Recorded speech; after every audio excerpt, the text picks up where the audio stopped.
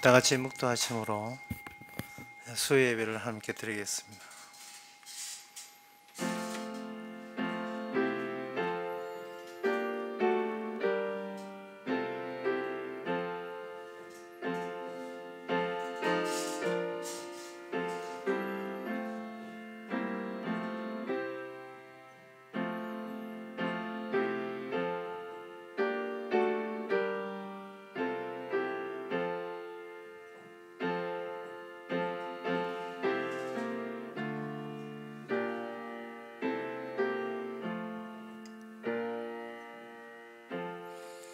내가 주의 정거를 지켜 싸우니 회방과 멸시를 내게서 떠나게 하소서.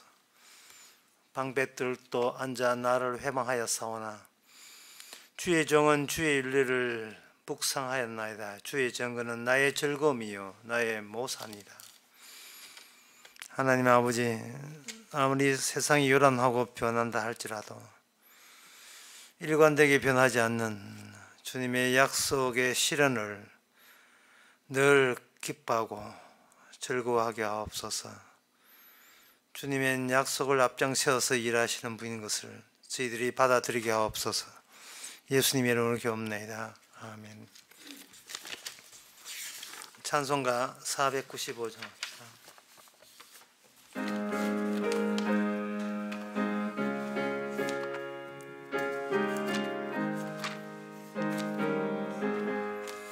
내 영혼이 은총 입어 중한 죄짐 벗고 보니 슬픔 많은 이 세상도 천국으로 와화도다.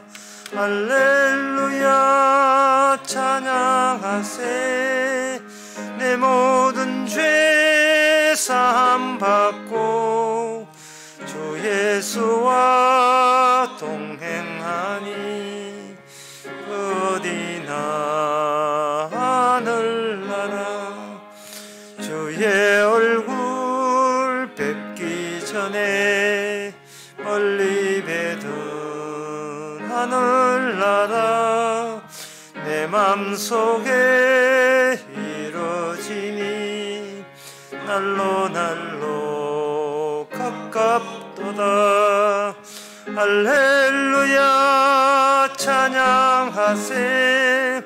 내 모든 죄 사함 받고 주 예수와 동행하니 그 어디나 하늘나라.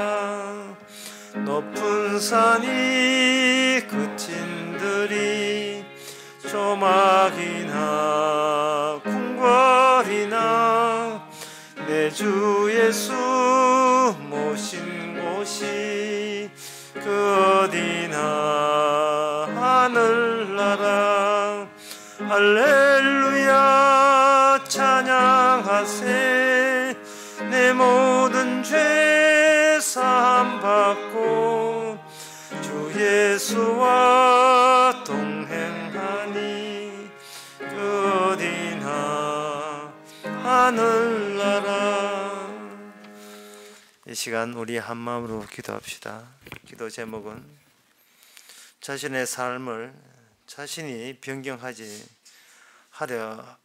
마시기 바랍니다. 주님으로 인하여 변경이 되도록 해야 됩니다. 왜냐하면 우리 자신이 하는 변경은 거기에 무서움이 동반되기 때문에 그렇습니다. 감사와 기쁨과 즐거운 변화는 오직 주께서 손을 댈 때만 이렇게 성립한다는 것을 우리가 알고 주께서 변화시켜 주기를 다 같이 기도합시다.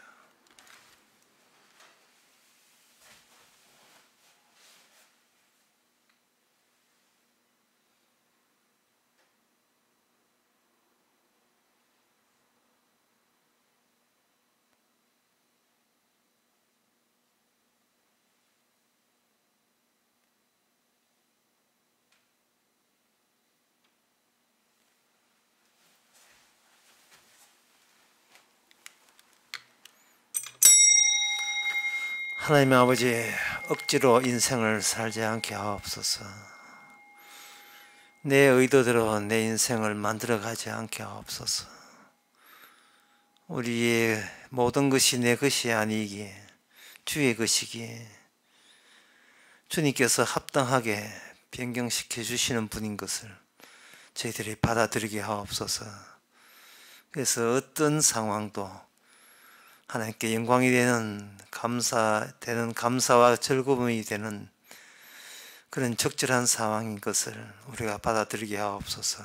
예수님 이름으로 기도합나이다. 아멘.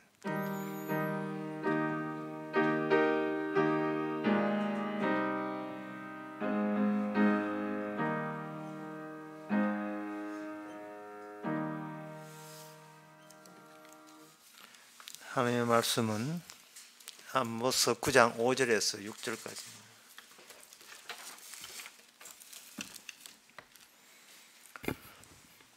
주 만군의 여호와는 땅을 만져 녹게 하사 무릇 거기에 거한 자로 애통하게 하시며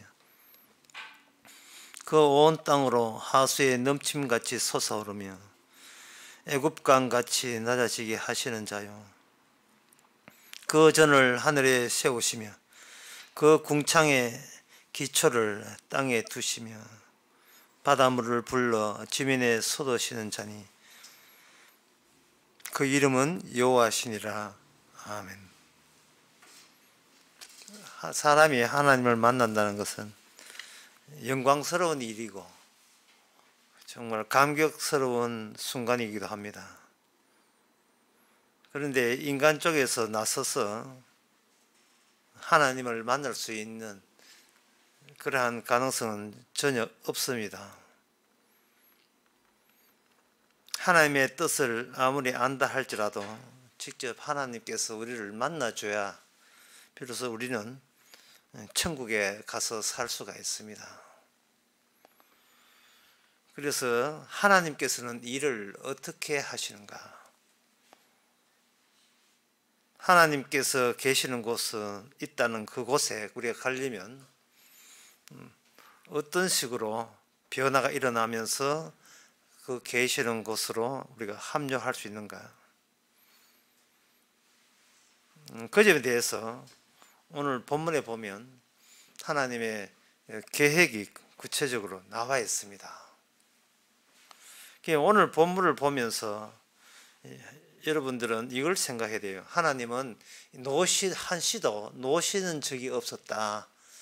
하나님은 손 놓고 계시는 적은 없었다. 늘 부지런히 뭔가 활동하고 계시고 지금도 활동하신다는 이것을 보면서 알 수 있습니다. 주님의 이 활동 5절에서 6절에 나오는 이 모습을 보면서 주님은 사적으로 개인적으로 우리와 상대하지 않는다는 것을 알 수가 있습니다. 왜냐하면 5절에 주 만군의 여호와는 땅을 만져 녹게 하사, 하나님께서는 사적으로 커피의 카페에 앉아가지고 저 구원에 대해서 상의한다든지 상담하신다든지 만나주고 그런 건 없습니다. 주님께서는 전 땅을, 이 인간이 사는 땅 전체를 일관성 있게 다루고 있습니다. 그리고 하나님의 그 의도하신 바가 여기 분명히 나와 있습니다. 개인적으로 인간을 구원하는 게 목적이 아니고 여기 그 전을 하늘에 세우시고 하늘에다가 하나님의 자신의 집, 영원한 거주지를 만드시는 명백한 목적을 갖고 계시는 분이 바로 하나님이십니다. 그 궁창의 기초를 땅에 두시고 그 기둥의 기초를 땅에 두시면서 하늘에 하나님의 성전을 건설하시는 이 일관된 계획, 지금도 주님은 대단히 바쁘십니다. 우리 사적으로 주님 만나가지고 우리가 이 세상에서 인간들이 개인들 만나듯이 그런 식으로 합의 봐서 이러지는 않습니다. 우리 손이 심심하고 우리 인생에 아무리 일어나지 않다 할지라도 그 순간에도 지금 주님께서는 부지런하시면서 일을 하고 계시는 거예요. 그렇다면 뭐가 우리에게 뭐가 문제냐 하면은 하나님의 하는 일에 대해서 우리가 잘 대충 감도 못 잡고 믿고 자기 자신의 잘 되는 것만 자꾸 고집하니까 하나님의 그래서 그냥 놓으시는가라고 이렇게 오해하게 될 소지가 많은 겁니다. 그렇다면 여기 하나님께서 이 땅을 만져 놓게 하시고 거기 거하는 자를 예통하게 하신다라고 되어 있거든요. 그 온 땅의 하수의 넘침과 이제 솟아오르고 하나님께서 부지런히 일하시는 그 대상이 인간들이 기대하는 바대로 움직이지 않습니다. 예통한다. 땅을 예통하게 슬프게 만든다. 그리고 그 땅이 녹는다. 그 땅 위에 강물이 넘친다. 그리고 그 6절에 보면 바닷물을 불러서 지면에 쏟으신다. 자, 이러한 하나님의 부지런하심, 쉬지 않는 이 활동은 결국 무엇을 의미하느냐 하면은 하늘에 하나님의 하나님의 거주지를 세운 데 있어서 이 땅이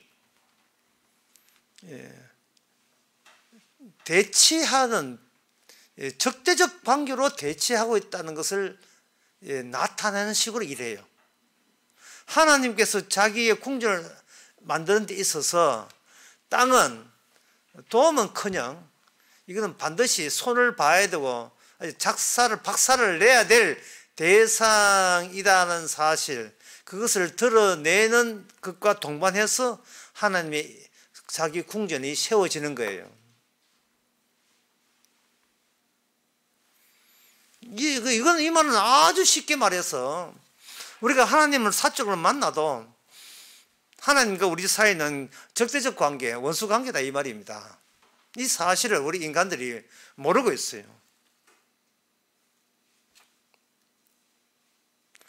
사람들이 이거 하나님의 이런 일을 모르고 평소에 그냥 가벼운 마음으로 취미 생활로 하나님 잘 계시겠지, 내가 하나님 믿으니까 앞으로 좋은 일, 내가 구원받는 일 있겠지라고 이렇게 가볍게 여기시는데, 사람의 모든 생각은요 하나님 집부터 생각하는 법이 없어요. 자기 집부터 생각하는 거예요. 자기 거주지부터 시작해가지고 조금 더 범위를 넓혀가요. 관심사가 내 집부터 시작해서 우리 동네 이야기, 우리 시장, 우리 누가 되느냐 그 이야기 조금씩 넓혀가지고 같은 그 지역, 그 다음에 국가, 그 다음에 회사, 그리고 좀 넓게 보면 전 지구적인 지구 생태학이 어떻고, 생태가 어떻고, 온난화가 어떻게 자기 걱정하는 것처럼 해가 하고, 북극의 빙하가 녹는다, 그런 식으로 굉장히 관심사가 상당히 주변을 배려하는 것처럼 생각하는데 지 머리카락 빠지는 거 생각 안 하고 북극이 비가 녹는 걸 생각하고 있는데 거기에다가 더 우주까지 관심을 두거든요. 자기 집부터 시작해요. 자기 집부터 조금씩 나이가 많고 그리고 세월이 먹어가면서 범위가 넓어지면서 간다 이 말이죠. 그것을 가지고 뭐냐 하면 학문이라고 합니다. 학문, 지식이라고 하는 거예요. 가까운 내 몸 아플 때는 이렇게 의학에 대해서 건강식품에 대해 관심이 있다가 좀 몸 건강하다 싶으면 허벌망경이 어떠니, 안드로메다가 여기서 얼마나 떨어졌니, 우주의 끝은 뭐가 있을까 쓸데없는 하는데 아무리 관심을 가지고 아무리 진리에 대해 탐구를 해도 하늘에 하나님의 궁전이 있다는 것은 아무도 몰라요. 오늘 본문에처럼 하늘에 하나님의 자기 거주지가 있다는 것은 인간 쪽에서 아무리 다가가도 모르게 돼 있어요. 그래서 이 과학이라는 거, 인간의 철학이나 학문이라 하는 것은 실컷 천문학까지 우주까지 다 했다가 화성에는 뭐 로켓을 몇 개 올리고 목성까지 가봤자 그게 하나님 집입니까? 주님 계시는 곳이에요. 슬슬 이제 자기한테로 돌아오는 거예요. 카이스트라든지 MIT라든지 과학에 뭐 어릴 때부터 나는 공룡에 관심이 있어요. 뭐 우주가 나 이과 가가지고 수학 잘하니까 과학을 하겠다 해가지고 백날 그 미국 유학 갔다가 와가지고 한국에 교사지 해놓고 나이 한 50 넘어버리면 철학책 보고 있고 소설책 보고 있어요. 예. 뭐 결국 그 과학을 한다는 그것이 그 이유가 뭐냐? 교수 자리 해가지고 따박따박 월급 받아도 내 가족이나 믿기 살다 그 자기 관심사로 자기 의미로 그냥 되돌아오면 합니다.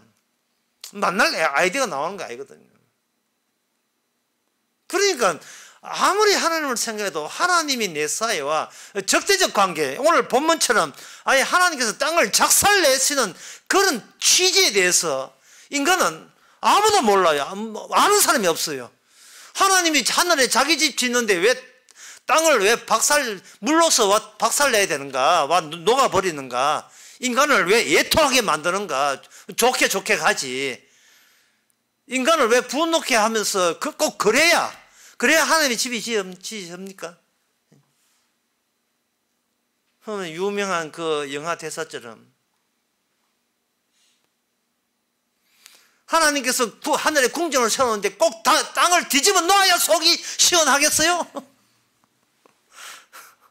아니 자기 집 짓는데 땅을 왜 뒤집어 놓아요? 그게 무슨 관련성이 있다고? 그만큼 인간들이 하나님이 하시는 일에 대해서 아는 게 없다는 뜻이에요. 하나님은 인간들이 알고 있는 원인과 결과율, 그 인과의 관계를 따르지 않습니다. 인간들이 하나님하고 친합니까? 친하지도 않는데 그 인간들이 알고 있는 이 어딘가 결과의 그 관계성을 주님 왜 따라야 됩니까? 엎어버리죠. 한꺼번에 지금 오늘 본 말씀은 뭐냐? 하나님의 집을 짓는 데 있어서 땅을 엎어버리겠다는 거예요. 그래서 그 하나님의 집을 짓는 것과 땅이 완전히 엎어지는 거하고 이게 도대체 무슨 관계 있느냐 이 말이죠. 거기에 대해서 사람들은 뭐 과학이고 철학해도 이건 모르는 겁니다.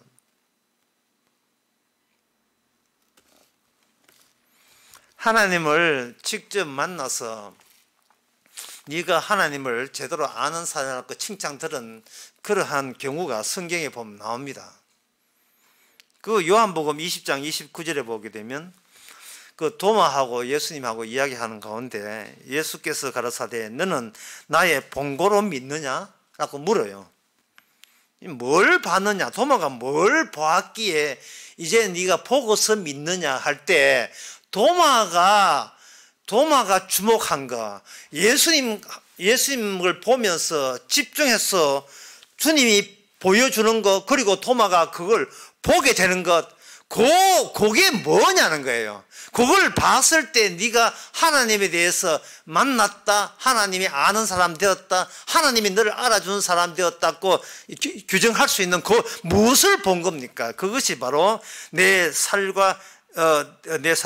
손가락과 못자국 난 손가락과 내 옆구리의 창자국을 네가 네 손으로 넣어보라 했습니다. 내 손과 못 박힌 손과 창기 찔린 옆구리를 네가 손에 넣어보라. 그럴 때 도마가 하는 말이 나의 주시며 나의 하나님이라고 이에 고백하게 되죠.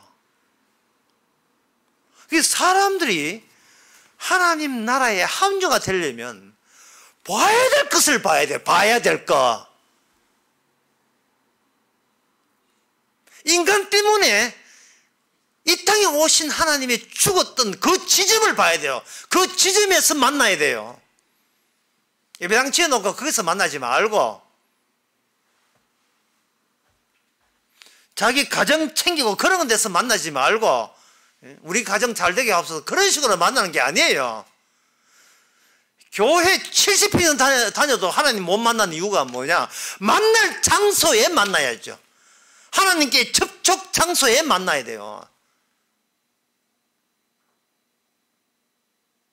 그게 뭐냐 하면 인간이 하나님을 죽였다는 그 사태, 그 사건 안에, 사건을 안에 발을 들여놓아야 할 때 비로소 하나님으로부터 너는 내 안에 들어왔다는 이야기를 들어는 겁니다. 이야기를 들을 수 있어요. 인간이 하나님께 저지른 짓 있잖아요. 저지른 짓. 못쓸 짓. 인간들이 하나님께 한 몹쓸 짓. 그 몹쓸 짓에 발을 들어놓은 자만이 영원한 천국의 백성이고 하나님의 나라의 사람입니다. 다른 건 소용없어요. 50, 60년 신앙생활 아무 짝도 없습니다.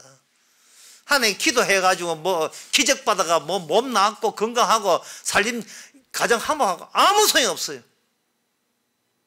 뭐 선교한다고 멀리 가도 소용없어요. 봉사한다고 수도꼭지 건치고 그거 소용없습니다.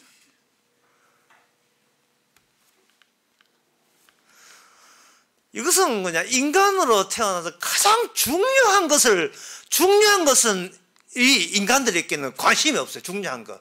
왜? 자기 거주지에 관심이 있으니까. 하나님의 거주지에 어떻게 인간이 합류하는 데서는 관심이 없는 거예요.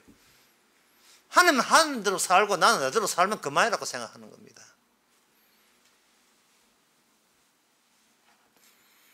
그래놓고 하나님께서 세상에 대해서 이게 오늘 말씀처럼 땅을 완전히 뒤집어 놓을 때는 하나님께서 횡포 부린다 이런 식으로 악한 감정을 갖게 되고 그런 겁니다.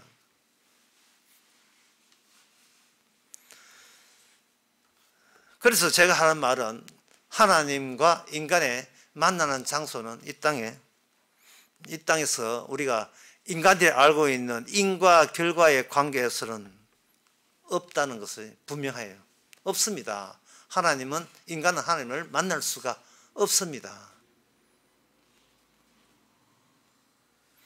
자, 그렇다면 그럼 이스라엘이라는 것이 처음부터 하나님 쪽에서 만날 수 없는 그 하나님과 인간의 관계를 만나도록 하나님께서 이스라엘 안에서다가 만남의 장소를 친히 마련한 거 했잖아요. 그게 이스라엘이잖아요. 그럼 이스라엘에게는 다른 민족에게는 상상도 못하는, 정말 상상도 못하는 터무니없는 어떤 하나님의 만나는 장소가 생겨납니다. 그게 일부러 의도적으로 하나님께서 그걸 만들어줬어요. 그게 민수기 35장에 나오는데, 그 35장에 나오는 다른 민족에서는 있을 수 없는 특이한 장소가 나옵니다. 한글로 이야기해서 세자예요. 도피성, 셀트라, 영어로 하면 셀트리죠. 피난처, 도피성이라는 제도가 나와요. 근데 그 도피성은 그냥 뭐 관광차로 뭐 구경하려고 여기 누가 사노? 한번 가볼까? 사진 찍으러 이래 가는 데가 아니에요. 거기는 도피성은 중요한 것, 첫째 중요한 것은, 첫째 하니까 걱정돼. 또 두 번째 하면 첫째 이런 거 봐. 첫째 중요한 것은 절대로 아무도 그 도피성에 못 간다는 겁니다. 도피성에 갈 수가 없어요. 하나 예를 들게 되면, 그 이삭한테 예스와 야곱이 복을 받아낼 때에 그 예스가 하는 말이, 그 야곱이 아버지 소위 가지고 복을 가져갔잖아요. 그럴 때 예스가 인간들 입장에서 정당한 요구를 해요. 그래도 내게 남겨줄 어떤 복이 왜 하나도 없습니까? 하는 식으로 이야기했다고요. 그 의미가 뭐냐 하면 그 의미를 인간적 입장에서는 너무나 당연한 요구예요. 하지만 하나님 보시기에는 처음부터 복이라는 것은 둘 다, 야곱이나 예스가 둘 다 복을 받을 만한 인간이 아닙니다. 처음부터 저주만 있는 인간들이에요. 둘 다. 그런데 야곱은 그 거짓말로 따냈거든요. 그래서 제가 강남 강의에 그런 이야기 했어요. 하나님께서는 천국에 들어오는 방법을 인간에게 제시할 때 인간들이 모든 죄를 끄집어내도 저건 거짓말이다 하는 방식을 제시한 거예요. 그게 바로 십자가입니다. 그게 십자가예요. 왜 사람들이 예수가 아버지가 내게 줄 복이 없습니까? 이 말은 무슨 뜻이냐 하면은 내가 그다지 나쁜 존재가 아니잖아요 라는 것을 먼저 전제로 해서 복 달라는 겁니다. 그런데 야곱은 나는 거짓말 사기치는 아예 나쁜 놈이라부터 시작한 거예요. 그래서 예수가 보기에 야곱의 복 가져가는 것은 너무나 불합리해요. 이거는 있을 수 없는 겁니다. 그 있을 수 없기 때문에 하나님의 방식은 인간 세계에서 뭐냐? 거짓말로 규정받는 거예요.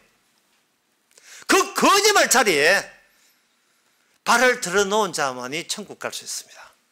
그게 십자가예요. 인간들은 본인을 괜찮은 존재로 보기 때문에 복음에 들어오면 그럴 수 없는 일이다, 그럴 수 없는 일이다 하고 뭐 절규를 해요. 내가 알고 있는 그 방식을 왜 다른 방식을 왜 사용하는지. 그럼 나는 무가치제잖아. 가치 없는 존재가 되지 않느냐. 이런 식으로 절규합니다. 절규하든 말든. 처음부터 네 주제 파악이 안 됐으니까 그거 당연한 거거든요. 그 도피성에는 첫째는 아무도 못 간다는 겁니다. 못 들어가게 해요. 두 번째는 그곳에 들어가는 사람이 있다는 거예요. 그래서 그곳에 들어가려면 하나님이 베풀어진 특별한 사건을 입어야 그곳에 들어갈 수 있습니다. 그 사건을 민수기 35장 22절부터 23절까지 있는데 제가 한번 읽어보겠습니다. 원한 없이 우연히 사람을 밀치거나 기회를 엿보음이 없이 무엇을 던지거나 보지 못하고 사람을 죽일 만한 돌을 던져서 죽었다 하자. 이는 원함이 없고 해하라는 것도 아닌즉 이래 되어 있어요. 이게 어떤 사건에 휘말려야 되느냐 하면은 아무 원함도 없는데 본인이 우연히 사람을 이렇게 아이고 바쁩니다. 좀 약간 빨리 갑시다 하고 어떤 사람은 요구하지도 않았어요. 뭐 이렇게 약간 이렇게 밀고 가는데 그 사람이 그 에스컬레이터 내려가는데 기차 시간 때문에 빨리 갈게요 하고 약간 밀었는데 죽으라 미는 게 약간 밀었는데 그 사람이 에스컬레이터 떠붙다가 두 바퀴 반 돌아가서 죽어버려.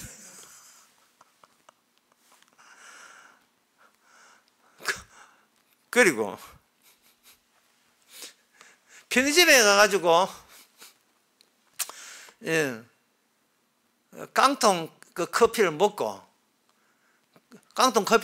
턱 던졌는데 그게 기저질환이 있는 97세의 할머니가 뒤숭 맞고 적사해버렸다.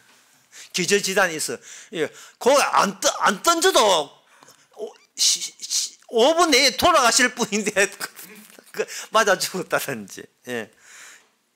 그게 돌을 던져서 죽었다 했는지 아무 원한도 없는데 그 사람이 죽게 되는 그 사건일 때 그 사람은 난감하고 난처한 사태에 휘말린 겁니다. 난감하고 난처했다는 말은 무슨 뜻이냐 하면 그동안 그전에 자기 자신을 잘나게 지켜왔던 그 원칙과 삶의 방식이 아무 짝도 소용없게 된 상황입니다. 그동안 내가 이만큼 나라는 인간을 괜찮은 인간으로 유지시켜왔던 그 철저한 나의 원칙이 하나님이 주신 사건이 휘말려 버리면 그게 무슨 소용이었어요? 졸지에 살인자가 되었는데.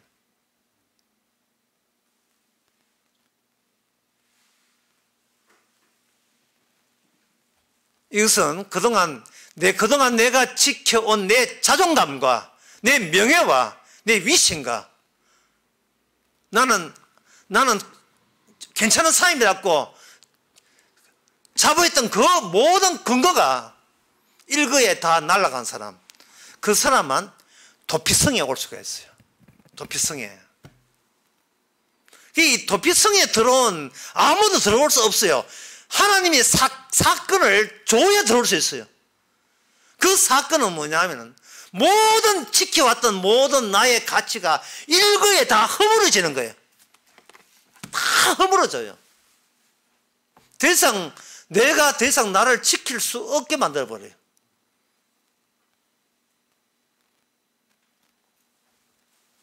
그렇다면 그 들어온 사람은 들어왔다 치고, 그러면 그 기저질환을 갖고 있는 97세 할머니 왜 이렇게 침만 튀겨도 거기 쓰러져 죽을 수밖에 없는 그 할머니에게 아주 지극한 효자가 있다고 칩시다. 그 효자가 할머니한테 커피 캔 맞고 돌아가신 소식 듣고 그 죽인 살인자에 대해서 가만두겠어요?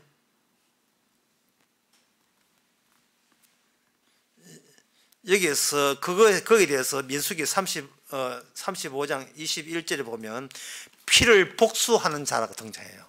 분노를 품은, 그러니까 돌아가신 자의 일가 친척과 가족은 그 사람이 뭐 고의가 아니든 그런 거 듣기도 싫고 어쨌든 간에 내 가족을 죽인 살인자이기 때문에 내 손으로 그 사람을 친히 복수하겠다는 분노가 일어나게 됩니다. 그래서 도피성에 온 사람의 특징은 뭐냐? 그 사회, 자기가 살았던 그 거주지에서 분노를 유발시킨 분노 유발자가 돼요.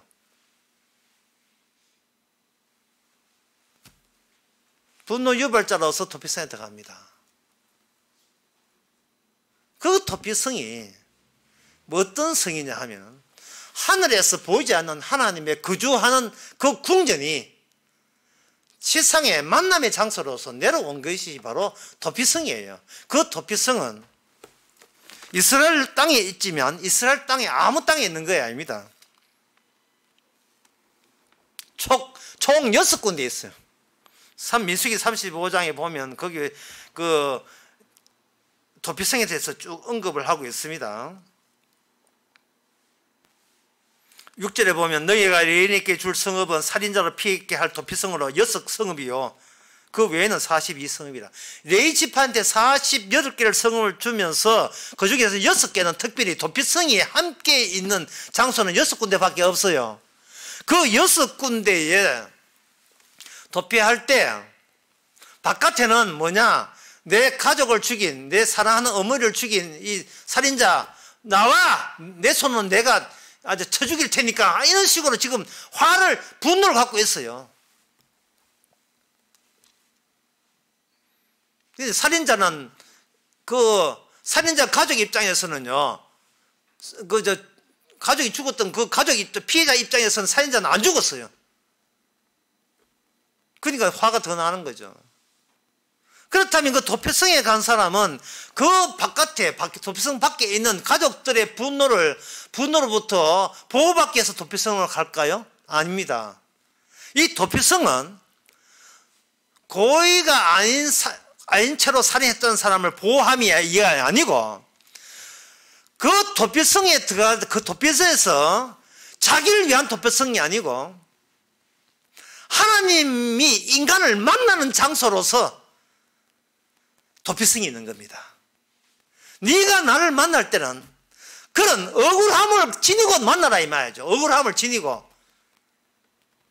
그것도 네가 고의에 해라. 하나님께서 의도적으로 유발한 그 사태에 휘말려서 난감하고 난처한 입장을 가지고, 난감하고 난처한 입장에 나면 다시 말씀드리면 내가 어떻게 내 인생에 대해서 관리하거나 처리할 수 없는 손을 놓아버리죠. 손을 놓아버린 힘표도 들어오는 거예요. 이게 왜 이렇게 하나의 도피성을 했냐 하면 이게 창세기 3장에 선악과가 관련되어 있어요. 염소 그 염소가 얼마나 아도한지, 염소는 이렇게 실에다가 메어 놓으면 지가 이 까불다가 이게 줄에 지가 그 감겨 가지고 나중에 염소가 꼼짝을 못 하고 지풀에 지가 그 줄 매놓은 막대 옆에서 발악을 하고 있는 거예요. 그 염소가 왜 그런지 하면 염소는 진행 방향이 지가 할 것만 생각하지 뒤 기억이 없어가지고 뒤로 백을 돌고 풀고 나오면 되거든요. 그 감겼으면 다시 도로 감아서 나오면 다시 전에처럼 까불락거릴 때 줄 안에서 까불락거릴 수 있는데 이 공주도 못하고 뭐 꽥꽥 감지고 있다 이 말이죠. 예. 엄매 하면서 엄매를 찾아 지가 알아서 듣기 나오면 되는데 그 염소 못지않는 것이 인간입니다. 인간은 선악을 따먹었잖아요. 따먹고 죽었잖아요. 죽었으면 그걸 뒤로 가면 되잖아요. 또 뒤로 가는 방법이 자기 생명을 미워하는 겁니다. 근데 그걸 못해요. 계속 살려고 하는 거예요. 염소의 아둔함보다 곱하기 제곱을 한 게 인간입니다.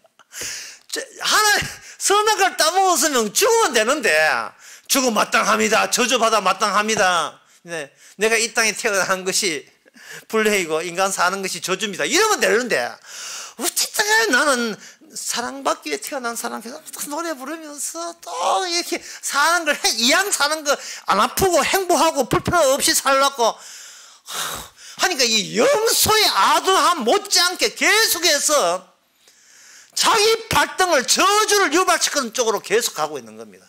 내가 뭐가 잘못됐는가, 내가 뭐가 모자라는가, 이 정도 하면 지혜롭지, 이 정도 하면 착하지, 이러면 점잖지. 여러분, 성도는요 점잖은 그 역할을 하라고 성도되는 게 아니에요.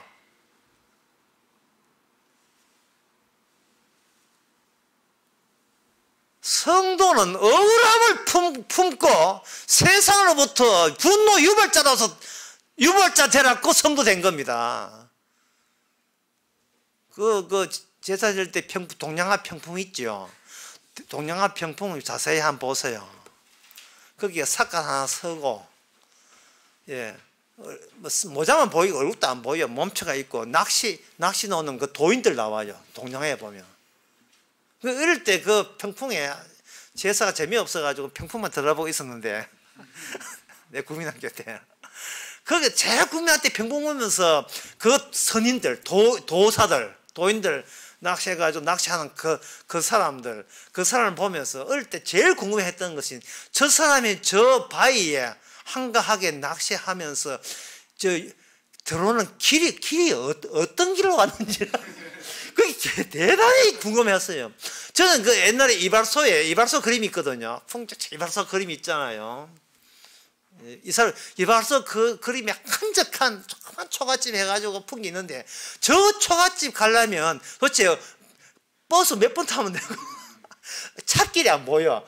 배도 안 보여. 너 뭐 어떻게 해서 저 절벽 위에 올라갔는지 드론 떼었는 어떻게 되니 그게 궁금했는데 성도라 하는 것은 예수 믿고 유유자적하라고 성도되는 게 아니에요.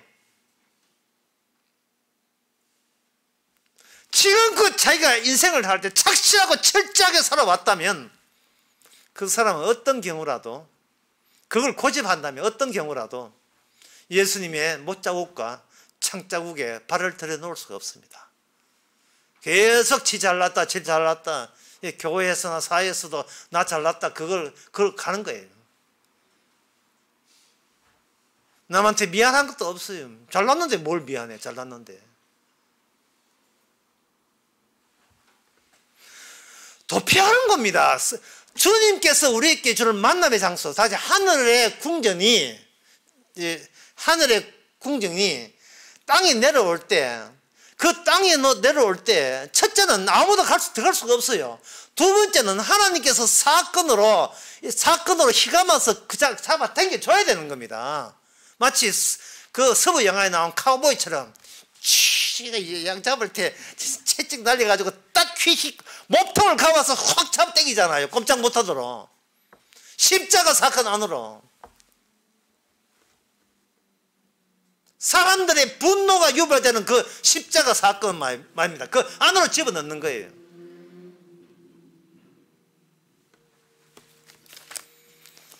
시편 84편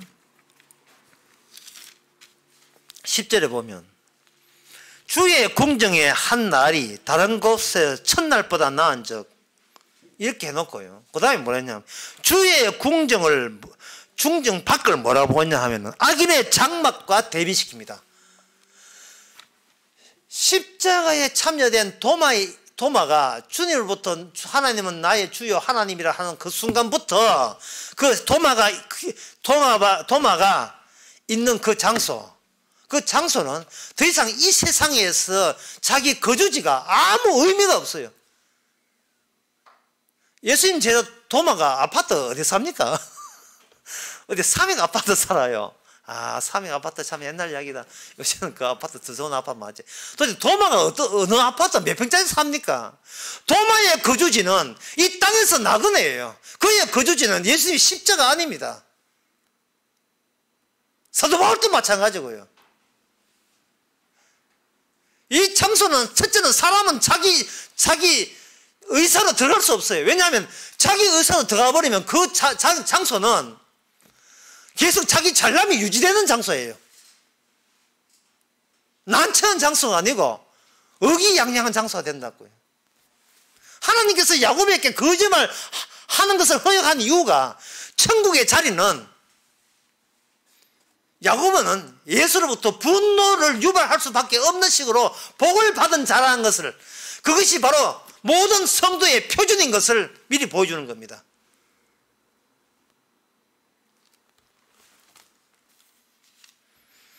여기 주의 궁정이거든요. 오늘 본문에 나오는 그 하나님의 전 맞아요. 하나님의 거주에는 한 날이 세상에 그 바깥에 있는 그 궁정 외에는 모두 악인의 장막이에요. 첫날보다 나은 적 이 돼 있고 조사원이라고 돼 있고, 그 다음에 뭐냐, 내 하나님이 문지기로 있는 것이 조사원이.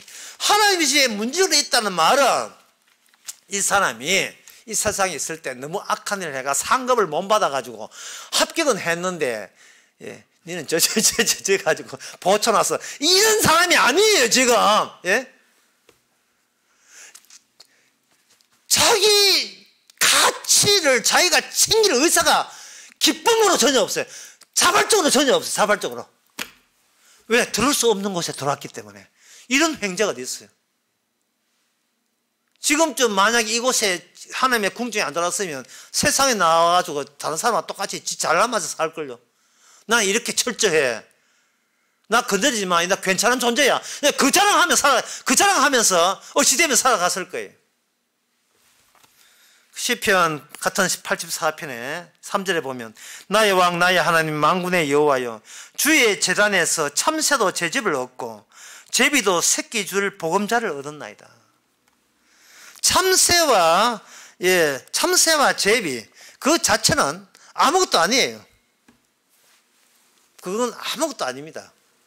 아닌데 문제는 참새가 그 많은 집들 가운데서, 아파트 가운데서, 주택 가운데서 이 참새가 어디 집을 지었냐 하면 하나님의 성전에다가 집을 지으니까 그게 이 신앙인의 모습을 보기에 너무 부러운 거예요. 예. 아무것도 아닌 참새도, 아무것도 않는 제비도 저렇게 성전에다가 제 집을 짓는데 나도 주의 집에 거주하면 얼마나 좋겠냐. 그것이 시편 84편이에요. 자, 그렇다면 이 주의 궁정이 처음에는 도피성에 누가 있느냐 하면 레이프가 있고 그 레이프 중에 대사장이 있어요. 그러면 도피성에 있는 사람은 자기를 보호함이 아니고 거기서 누가 죽어야 될 어떤 살아있는 것이 의미 있는 것이 아니고 죽었다는 그 사건으로 말하면 비로소 의미가 완성이 되는 어떤 분과 이 나름대로의 억울하게 살인자가 된 인생 망가진 사람이 그 사람을 만나야 돼요. 그걸 가지고 요한계시록에서 뭐냐, 일찍 죽음을 당한 분이에요. 요한계시록 5장 6절에 보면 장로 중에 하나가 내게 대하여 울지 말라. 유대 지파의 사자 다윗의 뿌리가 이겼으니 이 책의 7위를 떼시리라. 내가 보니 보호자와 내 생물과 장로들 사이에 어린 양이 섰는데 일찍 죽음을 당한 것 같아. 일찍 죽음을 당한다는 말은 역사 속의 죽음이 아니고 초월된 분이 역사 속에 자기 죽음으로 옴으로써 그 죽음은 역사에 피입되지 않는 죽음. 그게 모든 역사의 이전부터 이미 계획된 죽음, 일찍 죽음이에요. 주님이 이 땅에 오신 것은 죽기로 계획된 그 계획이 실행에 옮겨서 역사 속에 십자가 사건이 일어나는 겁니다. 그 십자가 사건은 역사에 묶이지 않아요. 역사 바깥으로 다니는 마치 자유전자같이 마음대로 활동하는 그러한 요소가 십자가입니다. 근데 그 십자가가 일찍 죽은 죽음이에요. 이 말은 뭐냐 하면은 죽지 않고서는 네 어린 양의 궁전에 들어올 수가 없다는 이야기입니다. 어린 양의 궁전. 따라서 예수님이 이 땅의 삶이라 하는 것은 인간들에게 분노를 유발시켜서 인간들 손에 의해서 하나님 자신이 스스로 죽임을 당함으로써 제사장으로서 죽임을 당함으로써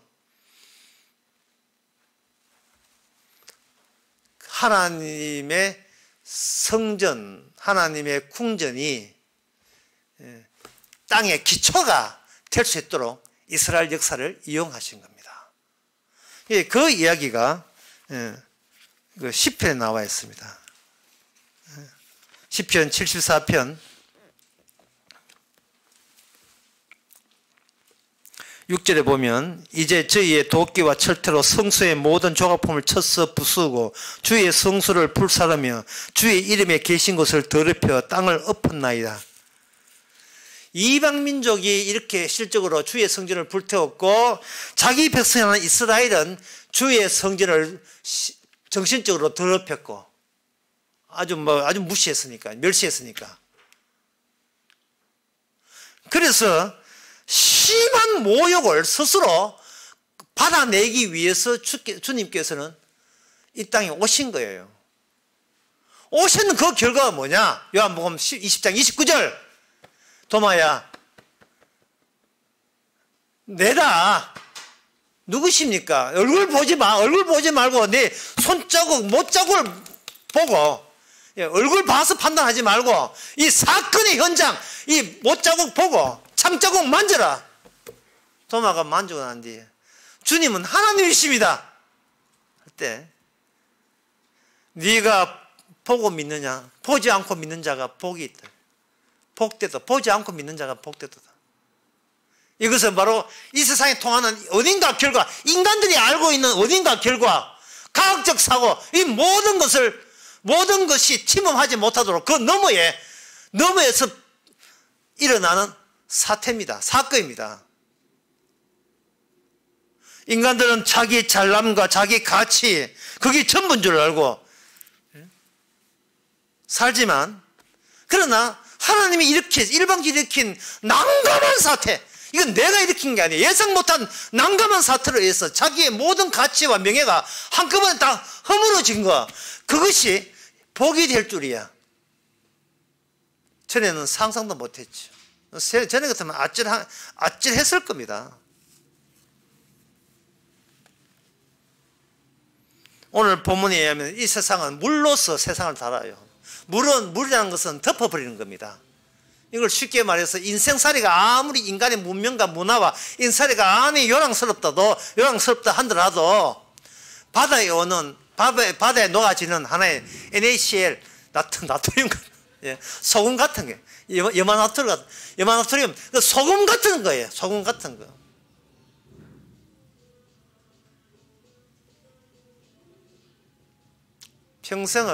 인간 평생은 이 세상에다가 지구편에 오줌만 찌르다가 하는 게 인생입니다. 아무것도 아니에요. 지 잘난 맛에 살아갔지만 이 지구를 더럽히죠. 인간들이 더럽힌 세상, 하나님께서는 자기의 기초를 그 더러운 세상에 두시고 그 기둥을 받고 하늘에다가 하나님의 자기의 궁전을 거주하셨습니다. 그 일에 대해서 지금도 하나님은 아주 불안하시고 쉬지 않습니다. 도대체 그 하늘나라에 누가 들어갈 수 있습니까?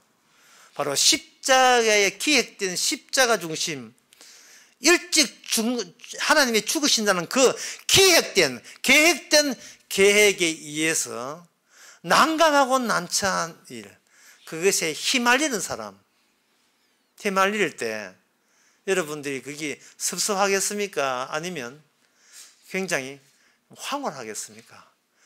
더 이상 나 잘남, 내가 이거는 내 거, 이거는 나의 가치다, 그딴 거 아무것도 아는 그런 속임기 같은 얘만 나서는 거지. 그냥 바닷물 녹으면 표도 안 나는. 그런데 이제는 시계도 안 써. 신경 쓰지도 안 해. 주님의 궁전에 문지기로 있는 것도 조사원이 하는 주와 함께 있는 기쁨을 여러분들이 만끽하시기 바랍니다. 기도하겠습니다.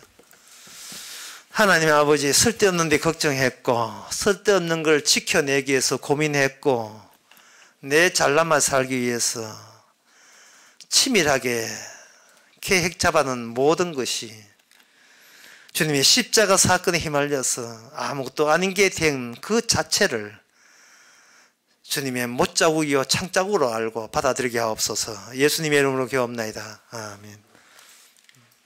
찬송가 529장 합시다.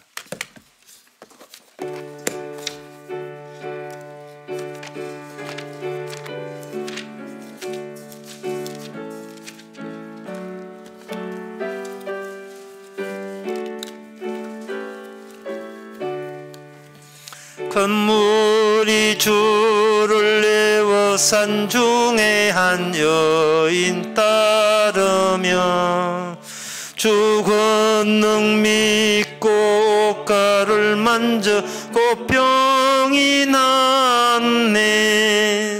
너도 그 옷가를 만져 병 고침 받아라. 그 권능 지금 너희에게 새 생명 주시네. 그 여인 떨며 무릎을 꿇고 주 앞에 하는 말, 주님의 권능 이적이 되어 나 깨끗합니다. 너도 그 옷가를 만져 병 고침 받아라. 그 권능 지금 너희에게 새 생명 되시네. 주 돌아보며 하시는 말씀 너 안심하여라. 내 믿음 너를 낫게 했으니 곧 평안 얻으라. 너도 그 옷가를 만져 병 고침 받아라. 그 권능 지금 너희에게 새 생명 되시네. 아멘. 기도합시다. 지금은 우리 주 예수 그리스도의 은혜와 하나님의 거짓 사랑과 성령의 충만하심이 내 하는 일만 쳐다보는 것이 않고 주께서 지금 무슨 일을 하는지를 알아가는 모든 성도에게 함께 계실지어다.